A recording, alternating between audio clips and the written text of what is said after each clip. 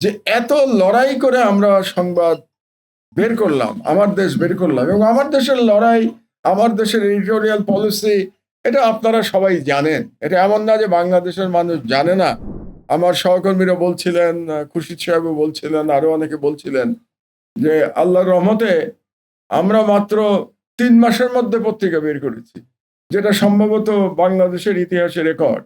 যে পত্রিকা 11 বছর ধরে বন্ধ, যে পত্রিকা সবকিছু লুট হয়ে গেছে, পুড়িয়ে দেয়া হয়েছে, সেই পত্রিকার যার কোনো অফিস নাই, প্রেস নাই, সাংবাদিকরা বেকার 11 বছর ধরে, সেই পত্রিকা 3 মাসের মধ্যে বের করা এবং বের করার পরে আবার এরকম পাঠকপ্রিয়তা হওয়া, এটা বোধহয় বাংলাদেশের সংবাদ মাধ্যমের ইতিহাসে একটি নতুন রেকর্ড তৈরি হয়েছে।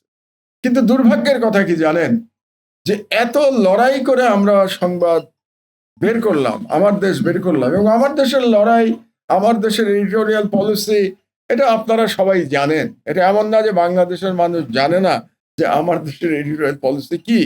অথচ যেদিন পত্রিকা বেরোলো 22শে ডিসেম্বর, সেই দিন বাংলাদেশের একটি প্রধান রাজনৈতিক দলের, তাদের মিডিয়ার একটি শাখা আমার দেশকে বয়কটের আহ্বান জানিয়েছে।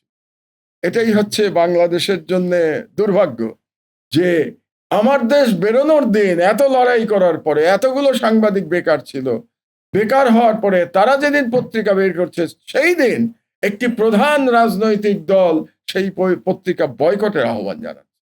তাহলে আমরা ফ্যাসিবাদ থেকে কি শিখলাম, বা রাজনীতিবিদরাই বা ফ্যাসিবাদ থেকে কি শিখলো?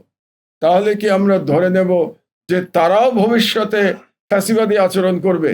যে সংবাদ তাদের পক্ষে যাবে না, বা কোনো কারণে সেই সংবাদে সেই ক্ষমতাবানরা যদি অসন্তুষ্ট হন, তাহলে তারা ফ্যাসিবাদী আচরণ করবেন?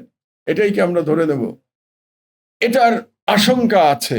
এটাই আপনাদেরকে মনে করিয়ে দিচ্ছি আমি, যে এই আশঙ্কা একেবারে আপনারা ভুলে যাবেন না।